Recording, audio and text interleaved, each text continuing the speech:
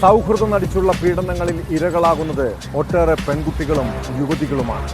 കാസർഗോഡ് സ്വദേശിയായ യുവതിയെ മംഗളൂരുവിലെ ആശുപത്രിയിൽ ചികിത്സയ്ക്കെത്തിയപ്പോഴാണ് സുഹൃത്ത് പീഡിപ്പിച്ചത്.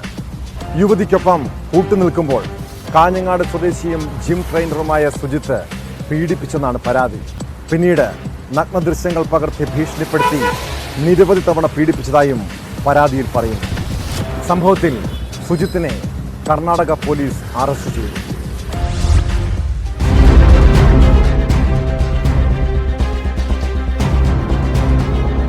ഹൊസ്ദുർഗ് പോലീസ് സ്റ്റേഷൻ പരിധിയിലെ പുല്ലൂർ കൊടവലം സ്വദേശി കെ സുജിത്തിനെയാണ് മംഗളൂരു ഈസ്റ്റ് പോലീസ് അറസ്റ്റ് ചെയ്തത്.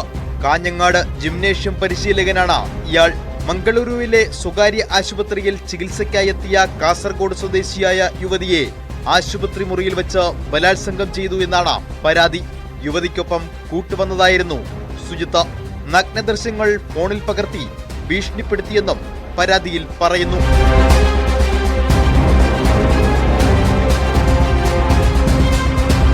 മംഗളൂരുവിലെ ഹോട്ടലിൽ വെച്ച് നിരവധി തവണ പീഡിപ്പിച്ചെന്നാണ് കേസ്. സംഭവം ആരോടെങ്കിലും പറഞ്ഞാൽ കൊല്ലുമെന്ന് ഭീഷണിപ്പെടുത്തിയതായും പരാതിയിൽ പറയുന്നു. യുവതി വിഷം കഴിച്ച് ആത്മഹത്യയ്ക്ക് ശ്രമിച്ചതോടെയാണ് വിവരം പുറത്തറിഞ്ഞത്. മംഗളൂരു കോടതിയിൽ ഹാജരാക്കിയ പ്രതിയെ 2 ആഴ്ചത്തേക്ക് റിമാൻഡ് ചെയ്തു.